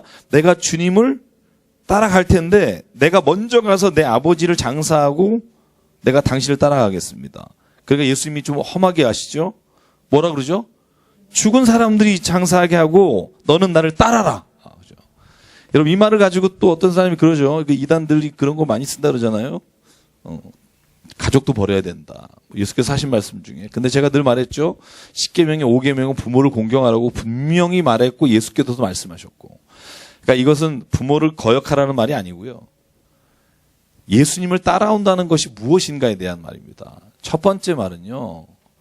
고통이 있을 거라는 거예요. 어려움이 있을 거다. 여우도 굴이 있고 새도 거처할 곳이 있는데 나는 머리 둘 곳도 없다는 말은 나를 따르려고 할 때 고난이 있다는 것을 알아야 된다는 거고요. 두 번째, 예수님을 따라갈 때 가장 우선순위가 뭐냐 하면 사람들이나 주변에 있는 것이 아니라 주님이 돼야 된다는 거예요. 여러분, 이 말은 오늘 새벽 예배 나오신 분은 알 거예요. 오늘 새벽 예배 나오셨을 때 뭐 하셨죠? 우리 나오신 분, 엘리 제사장이 뭐 때문에, 그죠? 자식을 사랑하는 것이 하나님 사랑하는 것보다 컸기 때문에 하나님께서 그 자식을 죽이기로 하셨다. 이 본문이 오늘 사무엘상 2장에 있습니다. 이 말을 기억하셔야 돼요. 자식을 사랑하지 말라는 게 아니라 자식을 아까 말하죠. 진짜 잘 사랑하는 게 뭔지를 알아야 된다는 거예요. 자, 제가 그 언어를 했잖아요. 진짜 잘 순복음 이런 게 아니라 진짜 사랑하는 방법은 인간적으로 사람들이 잘하는 방법이 아니라는 거예요. 이 자식을 왕처럼 가장 중요하게 떠받드는 것, 사랑하는 거 아니라는 거예요. 그죠? 여러분, 이게 우리가 믿음 생활하면서 확신이 돼야 합니다. 이 자식을 떠받들어서 하나님처럼 모시는 게 아니라 하나님을 내가 가장 존귀히 여기면서 이 자녀가 하나님을 만나게 하는 거. 이게 진짜 잘 그 자식을 사랑하는 거예요. 왜? 내가 생각하고 키우는 것보다 하나님이 키우시는 게 훨씬 더 지혜롭겠다는 걸 믿기 때문에. 내가 원하는 꿈, 내가 이루지 못한 꿈을 자식에게 이루려고 팍팍팍팍 우기는 게 부모잖아요. 자기도 가지 못한 법대 그냥 막 그죠. 자기도 가지 못한 뭐 의대 뭐 자기도 가지 못한 뭐 이게 꼭 보내고 싶잖아요. 저만 그렇구나. 다 그러시고 그 꿈을 이루려고 하다가 얘가 못 따라주면 화나잖아요. 그죠? 이걸 사랑이라고 착각한다는 거죠. 예수님이 말하는 거예요. 부모님이든 자녀님이든 예수님, 하나님이 정말로 우리의 삶에서 중심이 된 가정이 진짜 행복한 가정이 된다. 저는 이걸 믿습니다. 그래서 저에게도 하나님께 늘 기도하는 게 그겁니다. 하나님, 이걸 내 사람, 내 자식이라고 생각하지 않고 하나님의 사람, 이 땅에 하나님이 보낸 사람으로 하나님의 뜻을 이루어가는 가장 하나님의 기뻐하는 사람이 됐으면 참 좋겠습니다. 여러분, 이렇게 내려놓는 게 쉽지 않습니다. 여러분, 그래서 예수께서 이렇게 말하는 겁니다. 죽은 자들 장사하게 하고 넌 그냥 날 따라와라. 그런데 따라갔는지 안 따랐는지가 성경에 안 나와요. 아마 안 따라갔을 것이다. 그죠? 따라갔으면 나왔을 거예요. 그들이 따르더라. 그죠? 그리고 비슷한 일이 있었죠. 젊은 서기관이 와서 내가 예수를 따라 영생 그랬더니 네가 율법을 지켰느냐? 다 지켰습니다. 그래, 한 가지 부족하니 있는 걸 다 팔아 근심하며 돌아갔죠. 비슷한 사람이 아닐까 그런 사람. 자, 23절 네 번째 기적입니다. 폭풍을 잔잔케 하시는. 이 본문에서요. 자, 25절과 26절, 27절 제가 여러분에게 비교해서 보여드린 적이 있습니다. 마가복음 4장, 누가복음 8장에 보면 예수께서 먼저 기적을 잔잔케 하신 이후에 너희들이 어찌하여 의심하였느냐 믿음이 적은 자들아 이렇게 꾸짖으세요. 그런데 마태복음만 보시죠. 25절 예수를 깨웁니다. 제자들이 구원하소서 우리가 죽겠습니다. 26절 예수께서 말씀하십니다. 무서워하느냐? 어째 무서워하느냐? 믿음이 적은 자들아 말씀하시고 폭풍을 잔잔케 하십니다. 그죠? 마태는 먼저 가르치시고 요거요. 우리가 볼 때는 아무것도 아니에요. 근데 신학자들은요. 이거 연구하는 사람들이 신학자예요. 이 단어를 왜 요 앞에 놨을까? 그래갖고 제가 1시간 내내 토론하는 겁니다. 3시간 동안. 이 앞에를 왜 놨는지를. 헬라어 분석하고요. 가서. 제가 이거 같이 공부한 친구들하고 그거. 왜냐면 신학자는 그렇게 하는 거예요. 그래서 이게 공동체의 정황이다. 아니면 이것이 문맥의 뭐다. 이렇게 해서 서로가 디베이팅 하다가 결론은 없어요. 그래서 신학은 제가 늘 말하죠. 아트입니다. 아트. 예술이에요. 정답이 없어요. 그래서 신학을 따라가면은요. 반드시 실망하게 되고요. 신학 안에서 하나님의 뜻을 발견하기를 간구하는 마음으로 가야 신학이 우리의 생명을 살리게 되고요. 그래서 제가 늘 신학과 신앙의 차이를 잘 경계선을 구분할 수 있어야 한다고 생각하는데요. 그러나 여기에는 의미가 있다고 봐요. 왜냐하면 누가와 마가가 한 것과 조금 다른 배치가 이 마태복음이 유일하게 말하고 있는 너희가 선생되려 하지 말라. 너희를 랍비라 칭함을 받으려 하지 말라는 이 마태복음에서 특히 강조하는 말입니다. 그러니까 이 그룹은 지도자 그룹일 것이다. 이 성경 말씀에 있는 사람들이, 이 서초구에 있는 사람들이, 혹은 뭐 마포구에 있는 사람들 이렇게 좀 다르듯이 옛날에는요 동네가 인쇄해가지고 성경을 나눠보는 게 아닙니다. 잘 기억하셔야 합니다. 써서 하나 가지고 겨우 보는 겁니다. 그 공동체 안에서 보는 성경입니다. 기껏해야 몇백 개 있는 겁니다. 그러니까 이 성경은요 읽는 반경이 시리아라면 시리아고요, 안디옥이면 안디옥에서 읽는 거고요. 그 공동체가 그것을 고백하는 공동체가 있는 겁니다. 평생 다른 공동체 안 가고 죽는 사람도 많은 겁니다. 지금을 생각하면 안 됩니다. 그래서 그들에게 예수께서 말씀하시는 것들을 전하는 건데요. 그래서 이 랍비 공동체라고 흔히 유대교적 지도자 공동체라고 불리우는 사람들이, 왜냐하면 이 문체나 이 마태복음은요 다른 복음서와 달리 굉장히 지식의 능력, 수준이 높은 사람들이 그립니다. 헬라어 아람어에 능통했던 사람. 그 성경에 그것이 자유자재로 나와 있습니다. 베드로라는 이름도요 여기는요 게바라고도 하고 시몬이라고도 하고 이 세 가지 이름을 다 주잖아요. 시몬은 히브리적 발음이고요, 아람어, 그죠? 그 다음에 헬라어, 이 세 가지를 다 말하고 있는 본문들이 많고요. 자, 그래서 다섯 번째 기적 28절입니다. 귀신 들린 자 둘이 무덤 사이에 나옵니다. 여러분 이 본문 한번 29절 같이 읽죠. 시작. 이에 그들이 소리 질러 이르되 하나님의 아들이여 우리가 당신과 무슨 상관이 있나이까? 때가 이르기 전에 우리를 괴롭게 하려고 여기 오셨나이까 하더니. 자, 마가복음하고 누가복음을 읽어보면요 여기에 굉장히 추가된 말씀들이 많습니다. 마가복음 5장 8절에 보면 예수께서 그들에게 이르시되 더러운 귀신아 사람에게서 나오라. 그러니까 5장 9절에 마가복음 이렇게 말합니다. 우린 군대입니다. 그죠? 여기 그 말이 없어요. 우리 군대입니다. 근데 우리는 세 개를 다 섞어서 알아요. 그죠? 우리 군대입니다. 그러니까 우리가 많습니다. 그러니까 저 돼지떼에 들어가게 해주십시오. 그러니까 예수께서 가라. 그러죠? 그러니까 2,000마리가, 여기 2,000마리가 있는지 한번 보실래요? 눈을 뒤집고 봐도 없어요. 마가복음에만 나와요. 2,000마리가 죽더라. 그죠? 절벽에 떨어져 죽죠? 우리가 세 개가 섞여 있는 게 그래도 은혜예요. 그렇게 아시는 것만 해도. 근데 어쨌든요. 여기에서 이제 사람들이 질문하는 게 많아요. 왜 돼지 2,000개를 죽입니까? 예수가 왜 그러십니까? 부터 시작해서 2,000마리면 도대체 시가가 얼마입니까? 그러면 그 사람 주인은 손해본 게 어떻게 된 겁니까? 예수는 그 손해본 거 책임도 안 지고 떠납니까?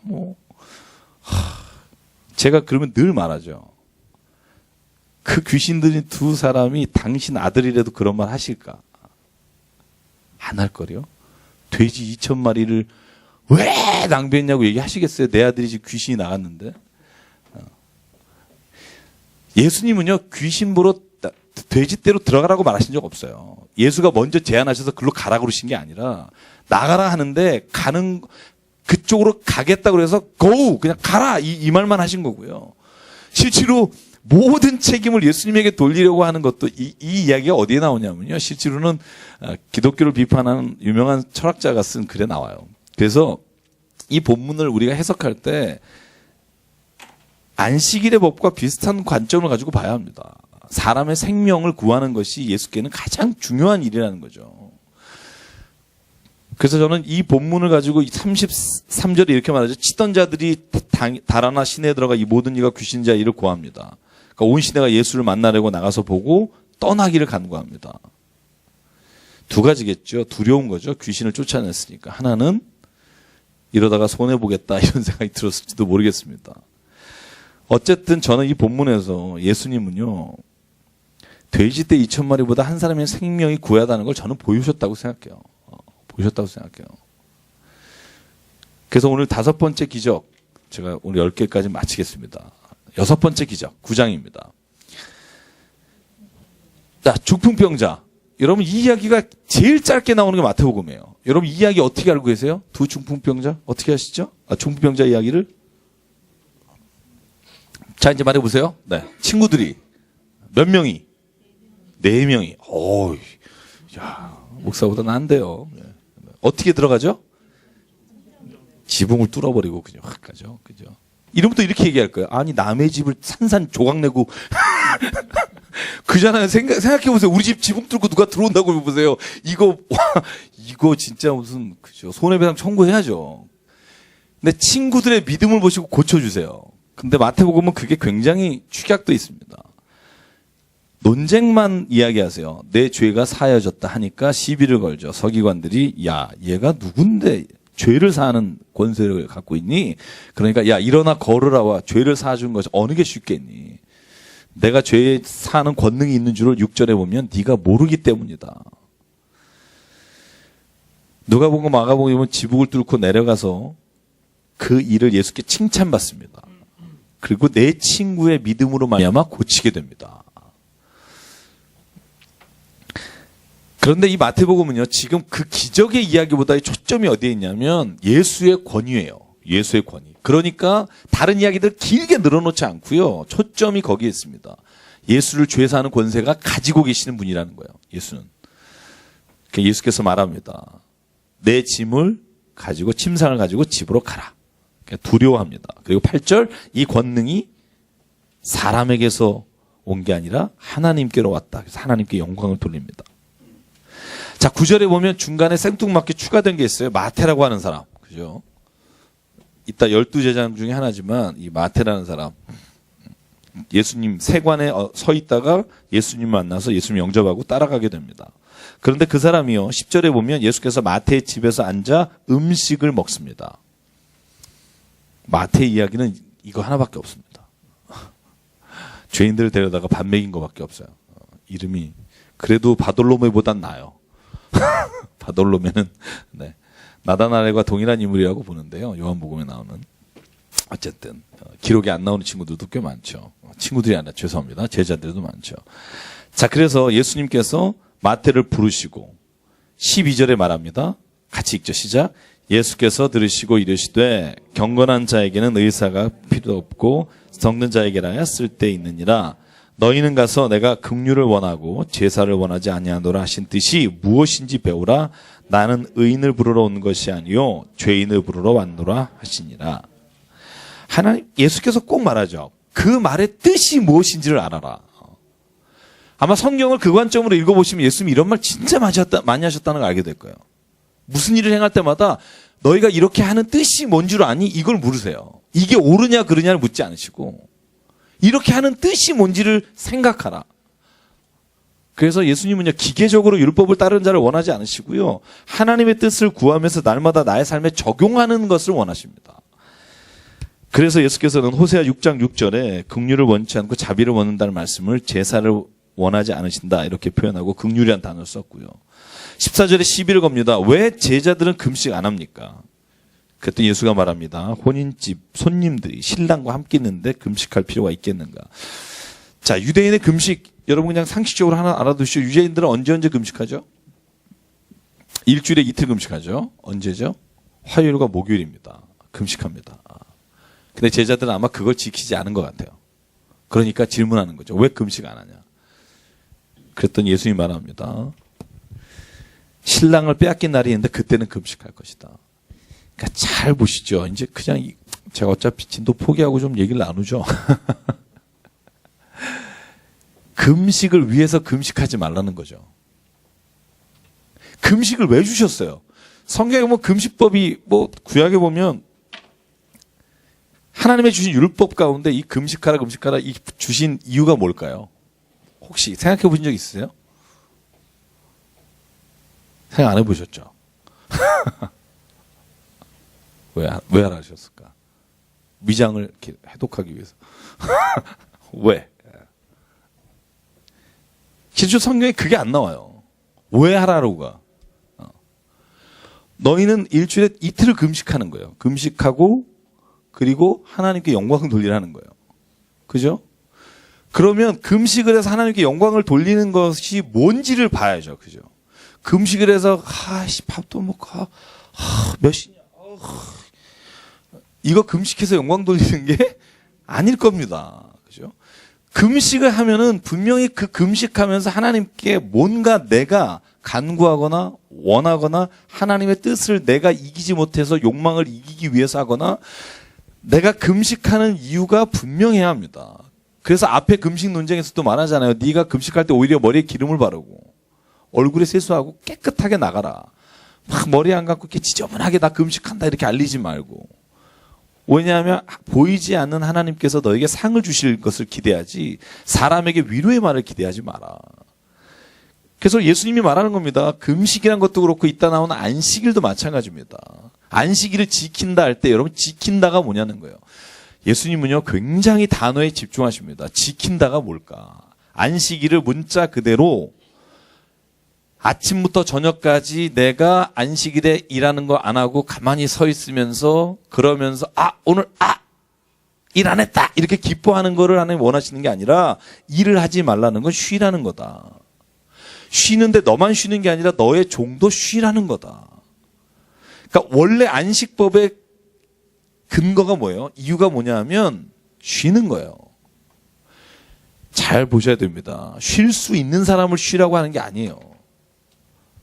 삶에 지치고 고달파서 쉬어서는 먹고 살 수 없는 사람을 쉬게 해주라는 거예요. 그러니까 집에 있는 가축도 쉬라는 거죠. 그러니까 본질은 뭐예요? 늘 놀고 쉴 수 있는 사람이 아니라 쉴 여력조차도 없는 사람들이 쉬면서 하나님을 진짜 바라볼 수 있는 시간을 갖게 하는 거죠. 그런데 그 안식일을 너 얼마큼 몇 메타 갔냐 안 갔냐 해서 제가 이스라엘 갔을 때 저기 박탄입 사람도 보셨죠. 엘리베이터 2개 있는 거. 그죠?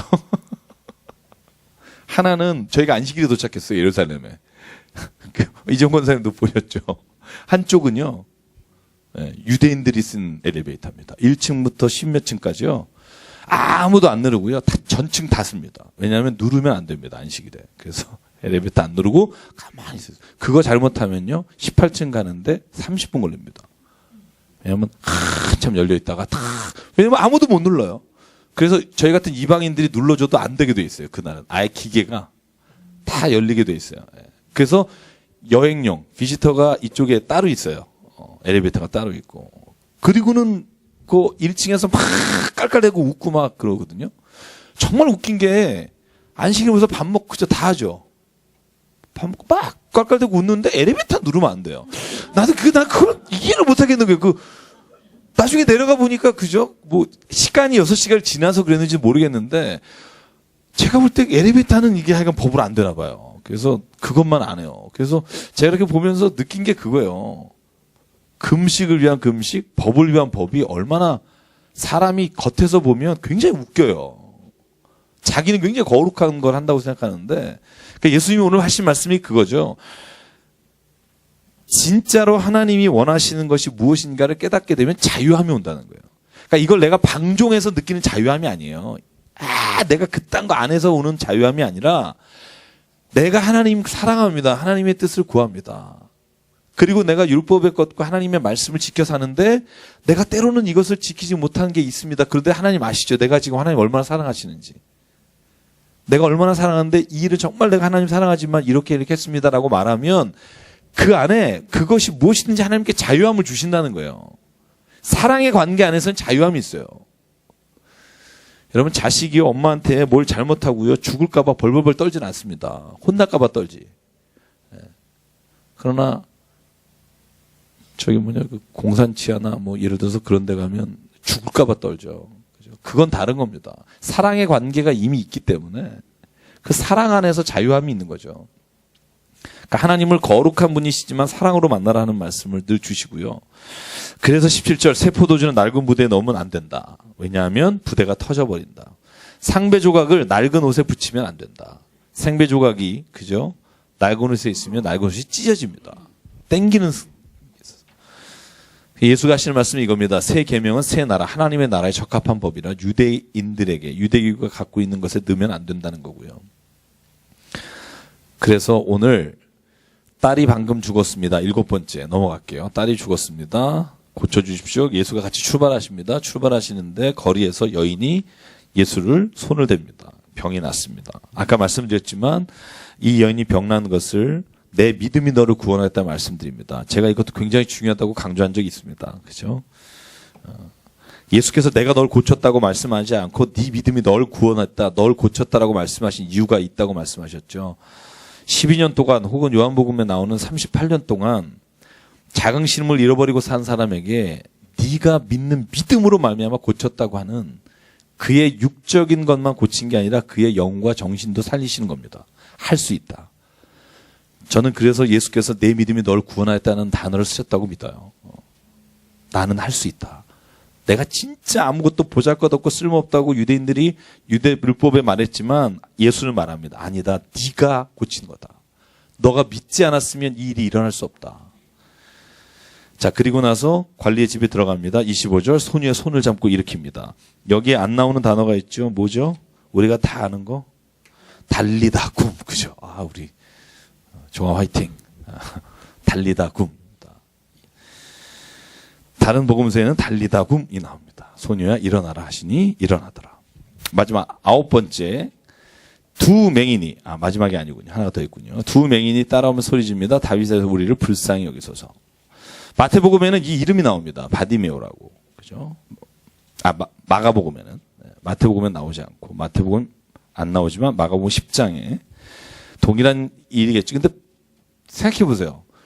중간중간에 이런 말 많죠. 온 두루 성을 다니시며 귀신 들린 자 병자를 고치시더라. 이게 중간에 이음구로 계속 나와요. 그러면은 소경, 바디메오나 맹인을 고친 게 한두 명이 아니었을 거라고요. 수십 개 이야기 중에 몇 개만 넣겠죠. 그죠? 그러니까 마가복음엔 바디메오 이야기가 따로 있습니다. 그리고 바디메오는 예수를 따라가서 제자가 됐다는 표현을 쓰고요. 아콜루데오라는 단어를 씁니다. 자, 그래서 예수께서 눈을 어떻게 하시죠? 29절 만지십니다. 죽은 아이도 만지시고 소경도 만지십니다. 네. 자, 32절 그들이 나갈 때 귀신 들려 말 못하는 사람을 예수가 귀신을 쫓아내고 말하게 만들어줍니다. 그리고 35절 같이 읽죠. 이게 계속 앞뒤로 병행구로 나옵니다. 시작. 예수께서 모든 도시와 마을에 두루 다니사 그들의 회당에서 가르치시며 천국 복음을 전파하시며 모든 병과 모든 약한 것을 고치시니라. 아멘. 그리고 나서 이어지는 병행구가 뭐냐면요. 추수하는 주인에게 청하여 추수한 일꾼들을 보내주소서 하라 제자들에게 말씀하시고 10장으로 넘어가는 거예요. 10장이 제사 파송입니다. 그래서 처음으로 12명의 제자 이름이 나오는 겁니다. 마태복음 10장에 파송하면서. 자, 오늘은 시간상 여기까지 해야 될 것 같고요. 자, 마태복음 10장은요. 여러분 10명의 제자들 그들이 어떤 출신이며 무엇을 했으며 어떻게 순교했는지에 대한 이야기를 다음 주에는 제가 자세히 말씀드리려고 합니다. 그래서 순교 당하지 않은 사람이 기독교 역사에 보면 딱 두 사람입니다. 누굴까요? 요한. 그죠? 사도 요한. 반모섬에 유배됐다가 그는 병으로 죽었다고 되어 있고요. 또 한 명 있습니다. 누굴까요? 가룟 유다겠죠. 순교하지 않고 그냥 자살했죠. 나머지 10명의 제자는요. 마띠에 대한 이야기는 잘 나오지 않고 행적에 10명은 순교한 거로 되어 있습니다. 모든 사람이. 그래서 여러분 보면 인도에도 성 토마스 교회가 있고요. 참 희한한 게요. 그 초대교회 순교한 곳에 교회들이 세워져요. 그 이름을 세우신 게 꽤 많습니다. 그래서 그 이야기들을 보면 좋겠고 이 이름에 관련돼서도 굉장히 재미있는 게 많습니다. 제가 보니까 우리가 그러니까 요한복음과 마태복음과 마가복음의 이름이 하나씩 이렇게 다른 이름이 있는데 그 다른 이름이 왜 다른지 그리고 어떤 뜻인지를 한번 보면 그래서 바돌로메와 나다나엘은 같은 사람이라고 봅니다. first name과 last name으로 보는 사람도 있고요. 그래서 그런 것들을 좀 말씀을 드릴게요. 그래서 다음 주에 한번 제가 숙제를 내드리려고 합니다. 이번 주에 했으면 안 했을 텐데 10제제를 한번 외워보시죠. 네. 여러분 다 아시는 것 같죠? 아닐 겁니다. 한번 해볼까요? 지금 해보고 끝낼까요? 자, 한 명씩 해볼게요. 시작. 베드로. 그렇죠. 야고보, 요한. 그죠? 세베대 아들 야고보 요한입니다. 또 야고보 하나 있죠? 옆에 아들. 네. 그 다음에 또 안드레. 그러니까 형제끼리 외우는 게 좋긴 해요. 안드레가 베드로의 형제고요. 그 다음에 필립과 나다나엘, 그죠? 바돌로메라고도 부르는 나다나엘이 형제입니다. 그 다음에 누가 있죠? 아까 나온 9장에 마태 있고, 도마 있고요. 또 누가 있죠? 다데오 있죠. 역시 목사님이시네요. 네? 그 다음에 가룟 유다. 자, 이제 한 사람이 누구죠? 열성당원 시몬입니다. 성경에 보면 가나나인이라고 되어 있어요. 가나나인. 가나나인이라는 게 제로 그런 열심당원이라는 뜻입니다. 그래서 이 시몬에 관한 이야기, 시몬이 둘입니다. 원래 시몬이라는 베드로예요. 원래 이름은 시몬입니다. 예수께서 베드로라고 불러주셨죠. 그러니까 원래 요한복음에 보면 일정에 보면 게바라고 불러주셨고요. 이 게바를 번역한즉 베드로예요. 같은 뜻입니다. 반석이라는 뜻이고, 시몬이라는 뜻은 뭘까요? 그럼 듣다라는 뜻입니다. 듣다라는 뜻입니다. 그래서 여러분 이제 그 10명의 제자를 좀 외워오시면 이렇게 한번 정리를 좀 해봤으면 좋겠어요. 이렇게. 그래서 빌립은 어디에 나왔는지 예수님이 말씀하실 때 빌립아 이거 할 수 있겠느냐? 이런 얘기들, 그런 얘기들 좀 한번 생각하면 열제자를 좀 확실하게 우리가 알 수 있을 것 같고요. 2명에 관한 이야기가 행적에는 잘 안 나옵니다. 그래서 다음 주에 어쩔 수 없이 다음 주로 이 10장. 다음 주에 제가 중국 심양에 선교를 가죠. 다음 주 한 주 휴강 하겠습니다. 그러면 15장까지 읽어오시면 될 것 같아요. 15장까지 나가도록 하겠습니다. 다음 주에 기도 많이 해주십시오. 거의 영하 20도 정도? 그죠? 20도라 그랬나? 이승 여사님? 그죠? 네. 그래서 뭐 문자 보냈더라고요. 목사님 괜찮아요. 뭐 그냥 실내에서 양말 2개 신고 패딩 입고 있으면 돼요. 막 이러더라고요. 그래서 목사님 뭐 환경 좋아요. 뭐 목욕은 토요일 날 한 번 할 수 있어요. 근데 보니까 우리가 월요일에 갔다 금요일 날 와요. 그래서 뜨거운 물이 안 나온다는 거죠, 거기가. 그래서 좀 한번 부탁하려고 그래요. 좀 한 번만 좀 머리 감게 해달라고. 그래서 청년들 지금 오늘 샵에 가서 머리 안 감고 뿌리면 되는 것들 사고 막 그렇게 한다고. 아이, 더러 뭐 이러면서. 네. 그래서 하여간, 저희가 가서 정말 많아요, 일이. 저도 뭐, 8번 강의를 해야 되고요. 그리고 이제 우리 청년들이 주일학교 4타임, 4번 하고요. 악기팀이 또 악기를 한 1, 2, 3학년, 4학년에서 한 뭐, 제가 보니까 10몇 시간을 해야 될 것 같아요. 그래서 저희가 새벽 예배부터 저녁까지, 수요일에 또 저녁과 뭐, 음악회와 집회도 있고요. 그래서 제가 지금 3년째 가면서 졸업생들을 보면서 저 친구들이 졸업을 하면 운남성 저기 2-3달 걸어가서 혹은 기차 타고 한 달 가서 자기의 그 산지족에 돌아가서 목회를 해요. 그래서 저희 교회가 작년에 저 후원해 주신 것으로 인해서 그 차를 사서 드렸어요. 저희가 풀로 다는 못했고 일부를 협조했고, 제가 이제 꿈꾸기는 제가 그 1학년 때부터 본 친구도 있습니다. 그 친구들이 운남성에 가서 개척할 때 우리 선교사님 부탁이 그곳에 저도 가서 같이 그 친구 개척하는 거 도와주고 기도하고, 한국말을 기가 막히게 합니다. 통역을 다 합니다. 4학년 되면. 그래서 그 친구들은 중국어도 배우고 한국말도 배우고 산지 언어도 하고, 그래서 그걸 4년 동안 외출도 안 되고요. 그 안에서 기도하면서 준비해서 18살에서 22살입니다. 정말 눈이 초롱초롱한 애들이 정말 그 복음 하나로 와서 저희랑 만나서, 지금 저희 청년 중에 또 2달 동안 가르치고 있는 친구도 있잖아요. 그 친구들이랑 같이 들어오는데, 하여간 여러모로 하나님이 어떻게 역사하실지 기대하고요. 그래서 기도해 주시기 바랍니다. 그래서 저희 교회 운영위원분들은 예배처 건축하시느냐고 바쁘시고, 저는 가서 기도하겠습니다. 우리 장로님만 믿고, 열심히, 그러니까 장로님 3분만 제가 믿고 열심히 기도하고요. 가서 정말 저희가 뜨겁게, 저희가 또 청년들 12명 같이 저희 목회팀하고 기도하고 오려고 합니다. 그래서 하여간 잘 다녀오도록 기도해 주시고요. 다 다음 주에 뵙겠습니다. 함께 잠깐 기도하겠습니다.